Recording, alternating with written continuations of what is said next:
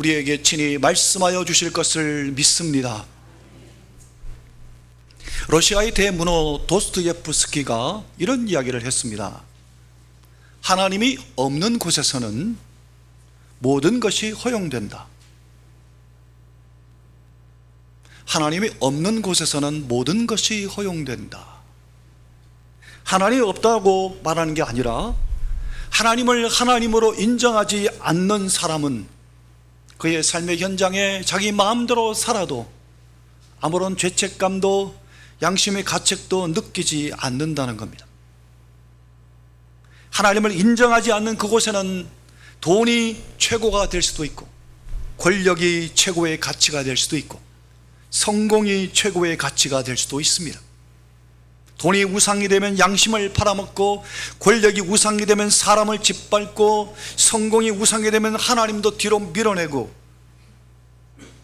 우상을 섬기는 것은 바로 자기 영혼을 죽이는 결과를 낳게 됩니다.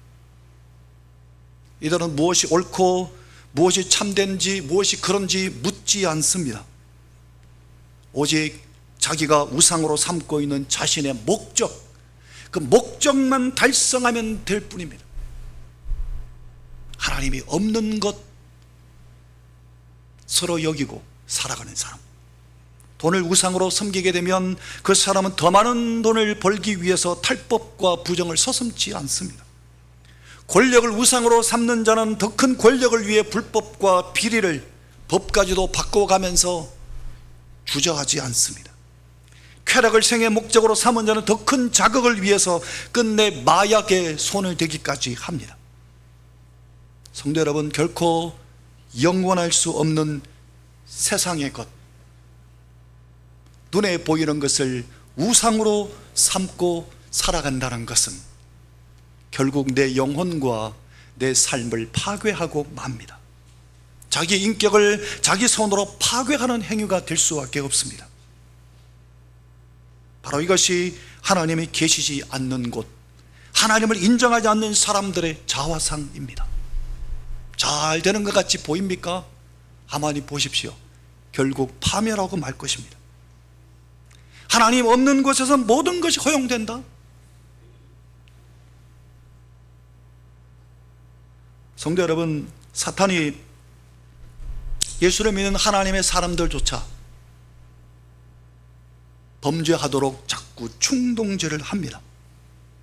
그래서 범죄하게 만듭니다. 오늘 이 시편 30편은 그 배경이 역대상 21장과 사무엘하 24장이 그 배경이 됩니다.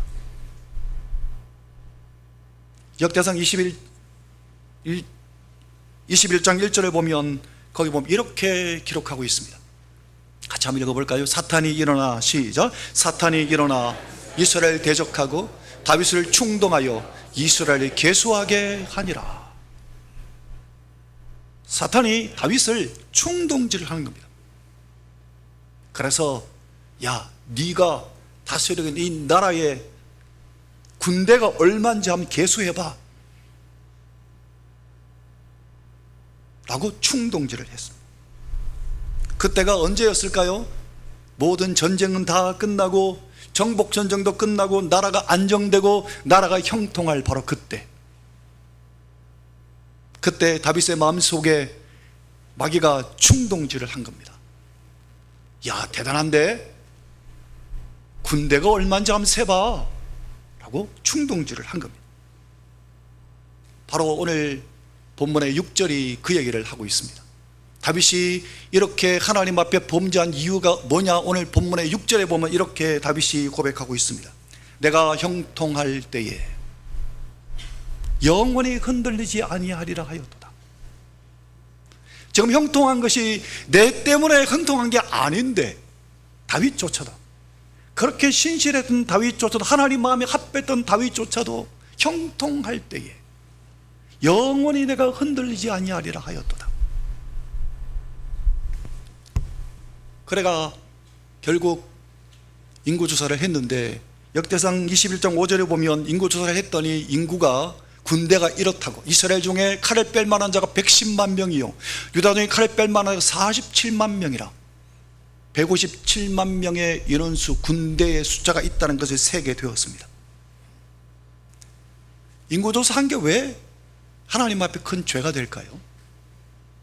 그럴 수 있지 않습니까? 다윗이 정복 전쟁을 할 때 주변에 있는 많은 나라들을 정복할 때 하나님이 함께 하셨습니다. 하나님이 함께하지 아니하시면 정복할 수 없었을 겁니다. 백전백승하면서 모든 나라들이 덜덜 다윗 앞에 떨게 만들었습니다. 다윗이 모든 정복 전쟁이 다 끝나고 나서 야, 군대가 얼마나 되지? 세볼 수 있는 것 아닙니까? 그런데 하나님은 그것을 범죄함으로 여기시고 백성들 7만 명을 하루 사이에 전염병으로 7만 명을 죽이십니다. 그 사건 앞에 다윗이 하나님 앞에 철저하게 회개하며 하나님께 기도했던 내용이 이 시편 30편입니다. 다윗이 기도한 내용을 보면 오늘 이 다윗의 시편 30편을 통해서 우리는 한 3가지 정도 하나님의 메시지를 들을 수 있습니다. 첫 번째는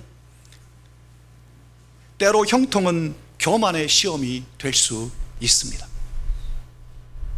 형통할 때 우리는 교만해지기가 쉽습니다. 6절 말씀을 다시 보면 내가 형통할 때 말하기를 영원히 흔들리지 아니하리라. 형통한 게 다윗이 잘나서 형통한 겁니까?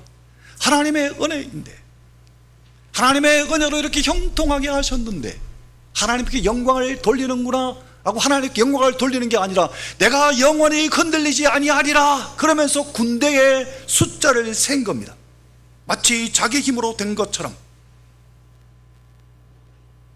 메시지 성경이란 번역에 보면 이것을 이렇게 번역해 놨습니다. 나는 확실히 성공했어, 이렇게 다윗이 외친 겁니다. 성도 여러분, 형통할 때 우리는 쉽게 교만해질 수 있습니다. 그 형통할 때는 바로 하나님 필요 없는 시간이 아니라 더 하나님을 붙잡아야 될 시간인데 우리는 그때 교만해지기 쉽습니다.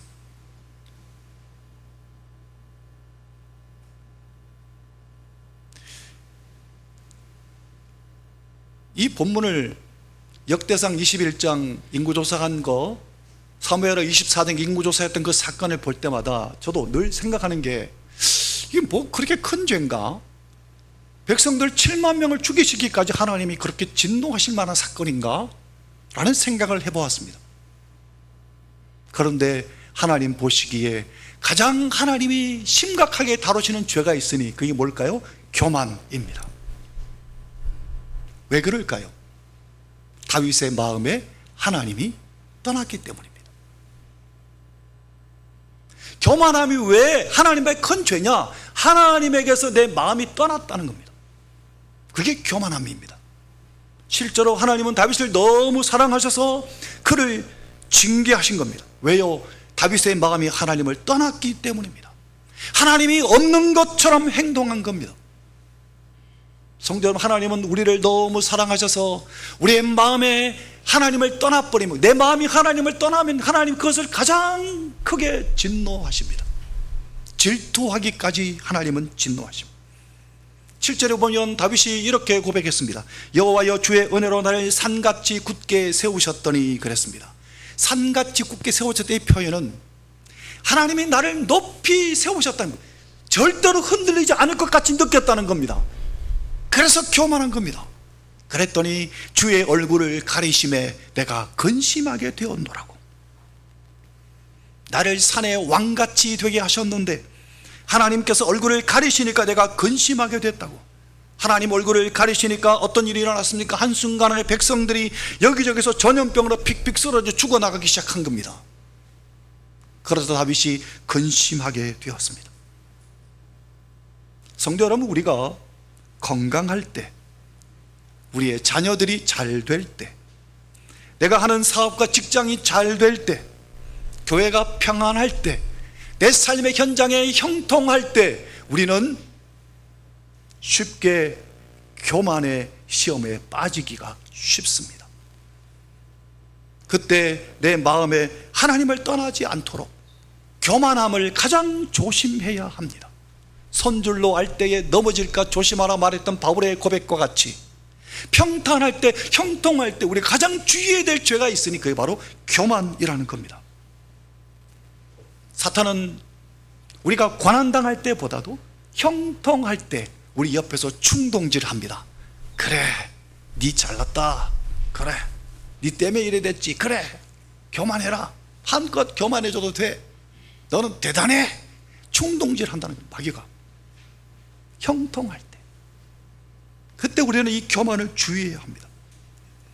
하나님은 온 세상 만물을 창조하고 섭리하고 주관하시고 다스리시는데, 요즘 새벽에 에스겔서 강의를 하고 있는데, 에스겔의 25장부터 35장까지 내용을 보면 모압, 암몬, 블레셋, 두로와 시돈, 그리고 또한 여러 이 모든 나라들, 애굽까지요, 이 나라들 심판하실 하나님의 장면이 나오는데, 거기에 그들의 공통된 죄가 뭔지 아십니까? 교만입니다. 예수를 믿거나 예수를 믿지 않거나 간에 교만하면 하나님이 치시는 겁니다. 하나님이 가장 큰 죄로 여기시는 게 뭐냐? 우상 숭배와 교만입니다. 그걸 하나님이 치십니다. 꺾으시는 겁니다. 하나님 경유하지 않는 이방인도, 하나님 믿지 않는 불신자도 교만의 끝을 달릴 때 하나님이 꺾으시는 겁니다. 그래서 우리는 형통할 때 교만의 시험에 빠지지 않을까 주의해야 할 것입니다. 사랑하는 성도 여러분, 요즘 형통하고 하는 일마다 잘 됩니까? 교만치 않도록 주의하시기를 예수님 이름으로 축원합니다. 그 다음에 두 번째로, 하나님은 교만을 징계하시는데요, 그 가운데도 하나님 회개를 받으십니다. 오늘 시편 30편의 표제어를 보시면 이렇게 기록되어 있습니다. 앞에 띄웠습니다. 다윗의 시 곧 성전 낙성가라 되어 있습니다. 다윗은 성전을 지은 적이 없습니다. 짓지 못했습니다. 하나님 짓지 마라.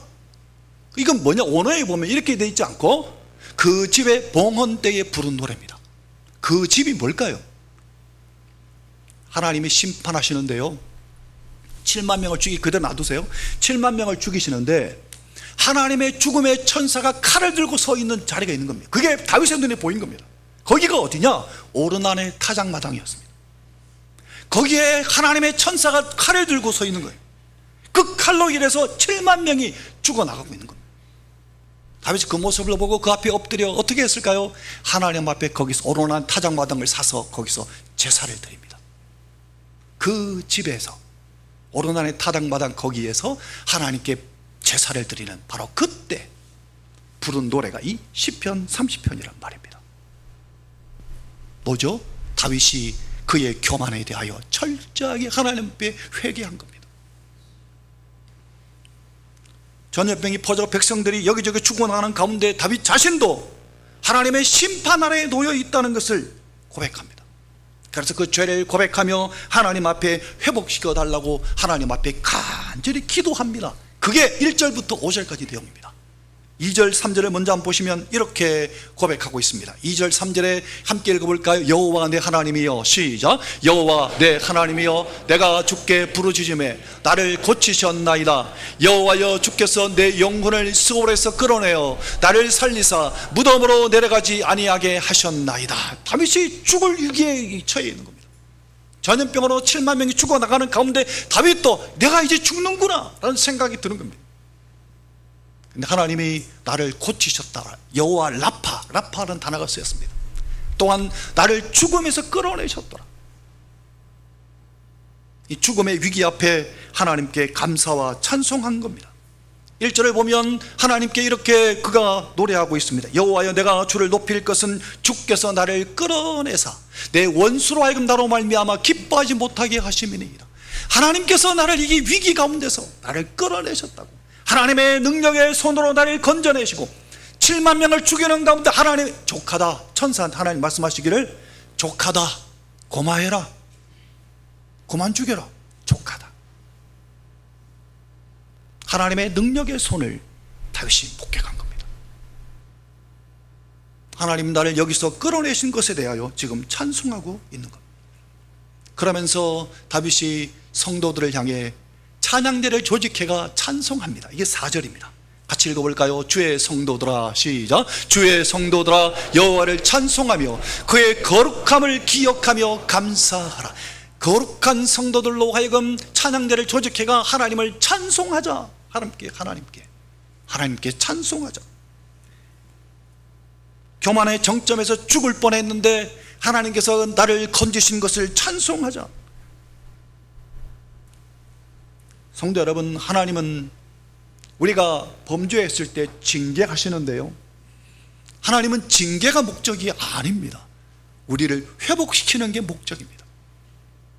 부모가 사랑하는 자녀들에게 회초리를 댈 때 사랑하는 자녀의 잘못을 회복시키는 것이 목적인 것 같이, 하나님이 우리를 징계하시는 것은 우리를 사랑하기 때문인 겁니다. 사랑하여서 우리를 회복시키기 위함. 히브리서에도 보면 하나님이 사랑하시는 자를 징계하신다고, 징계가 없으면 버린 자식일지도 모른다고 말씀하셨습니다. 성도 여러분, 하나님이 때로 내게 손을 대실 때 철저하게 회개하시기를 예수님 이름으로 축원합니다. 그 다음에 세 번째는 오늘 본문에서 함께 살펴볼 세 번째가 뭐냐 하면, 진토가 은혜를 간구하면 회복시키신다는 겁니다. 8절 9절 같이 읽어볼까요? 여호와여, 시작. 여호와여, 내가 주께 부르짖고 여호와께 간구하기를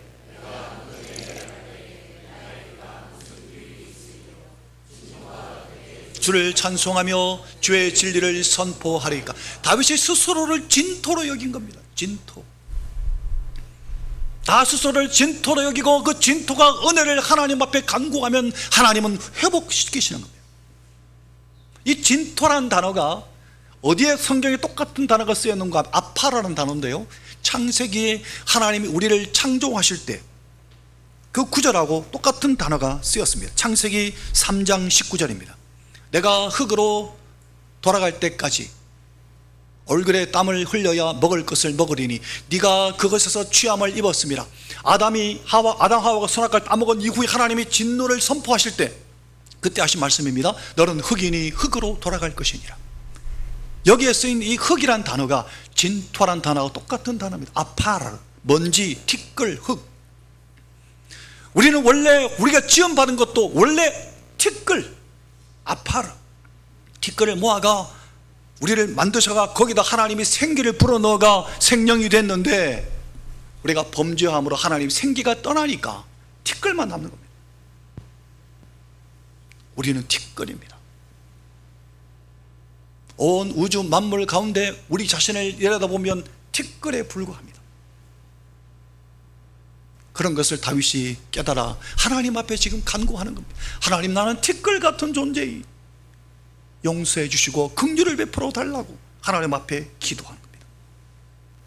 그래서 하나님 앞에 다윗이 하나님의 은혜를 구하는 겁니다. 진토가 하나님의 은혜를 간구하게 되면 어떤 일이 벌어질까요? 하나님께서 우리를 회복시켜 주시는 겁니다. 10절에 보면 다윗이 이렇게 소리쳐 하나님 앞에 기도합니다. 여호와여, 들으시고 내게 은혜를 베푸소서. 여호와여, 나를 돕는 자가 되소서 하였나이다. 여기 돕는 자라는 단어는 헬퍼를 의미합니다.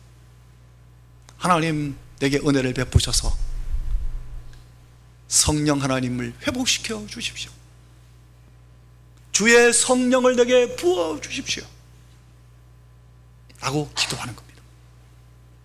우리는 티끌인데 성령이 내게 임하시면 우리가 하나님의 사람으로 바뀌는 겁니다. 성도 여러분, 예수님이 이것 때문에 이 땅에 오신 겁니다. 우리를 긍휼을 베풀어서 우리를 치료하시고 우리를 회복시키시기 위해서, 하나님의 영이 떠나버린 티끌에 불과한 우리를 살리시려고 예수님은 이 땅에 친히 오셔서 우리의 죄를 다 짊어지고 죽으셨고, 그리고 우리를 위해서, 우리를 살리시기 위해서, 우리를 위해서 부활하셔서 어떻게 하셨습니까? 예수님이 하늘로 올라가시고 누구를 보내셨습니까? 성령을 보내신 겁니다. 성령을 통해서 예수님은 지금도 우리 안에 들어와 계시는 겁니다. 예수님 바로 이 성령을 우리에게 보내시기 위해서, 우리를 회복시키시기 위해서 예수님은 십자가 지시고 부활하시고 지금도 성령을 보내시고 우리 안에 함께 하시는 겁니다. 이게 예수 그리스도의 십자가의 의미입니다. 그래서 우리를 생기 대신 성령을 우리에게 보내신 겁니다. 성령을 우리에게 보내시니까 회복되는 겁니다. 회복을 다윗이 오늘 본문에 보면 5절에 11절 12절에 이렇게 찬송하고 있습니다. 같이 읽어볼까요? 그의 노염은 잠깐이요. 시작. 그의 노염은 잠깐이요 그의 은총은 평생이로다. 저녁에는 울음이 깃들일지라도 아침에는 기쁨이 오리로다. 주께서 나의 슬픔이 변하여 내게 춤이 되게 하시며 나의 베옷을 벗기고 기쁨으로 띠띠우셨나이다. 이는 잠잠하지 아니하고 내 영광으로 주를 찬송하게 하심이니 여호와 나의 하나님이여 내가 주께 영원히 감사하리이다. 이 구절 보시면, 여기 보면 노염이 은총으로 바뀌고 울음이 기쁨으로 바뀝니다. 슬픔이 춤으로 바뀌어지고 배옷, 죽음이 기쁨, 생명으로 바뀝니다. 침묵이 바로 하나님을 찬송하는 찬송으로 바뀌게 되는 겁니다. 성도 여러분, 더 놀라운 것은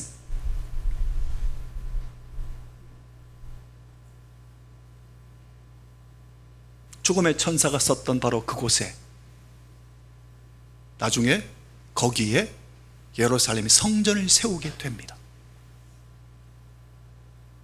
하나님을 떠났던 그곳을 하나님은 성전 되게 하십니다. 죄의 현장이 바로 하나님을 향한 예배 현장으로 하나님은 바꾸십니다. 실패의 자리를 하나님은 은혜의 자리로 바꾸시고 우리를 회복시키시는 것. 사랑하는 성도 여러분, 하나님 우리의 실패조차도 하나님의 구원의 역사 속에 사용하시는 하나님이십니다. 그래서 우리는 늘 교만하지 말고 평탄할 때 교만하기 쉬우니 하나님 앞에 교만을 내려놓고 겸손하게 하나님을 바라보며, 혹 교만했다면 하나님 앞에 철저하게 회개하며 하나님의 회복을 찬송하는 성도들 되시기를 예수님 이름으로 축원합니다.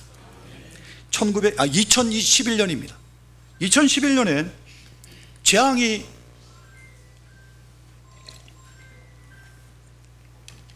2011년 일본의 동북부 해안에 쓰나미가 몰아닥친 적이 있습니다. 2011년 2만여 명이 사망하고 행방불명됐는데 그 처참한 상황에서 두 마을의 모습이 신문에 보도된 적이 있습니다. 두 마을, 한 마을은 이름이 후다이 마을인데요, 그 마을의 사람들은 한 명도 죽지 않았습니다. 후다이 마을 사람들은 1967년 마을 앞에 방조제를 세웁니다. 1984년에 수문을 완공했습니다.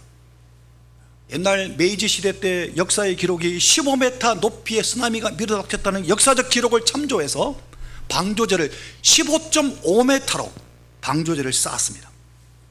자재낭비란 비난을 무릅쓰면서 15.5m 규격으로 건설했더니 그 마을에는 쓰나미로부터 안전할 수 있었습니다.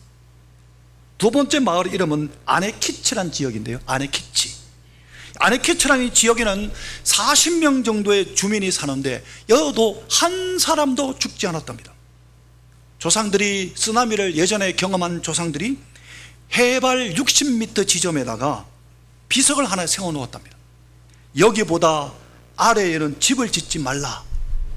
그래가 집을 전부 다 그 후손들이 이 비석보다 위에 다 집을 지어가지고 쓰나미로부터 안전했다고 합니다.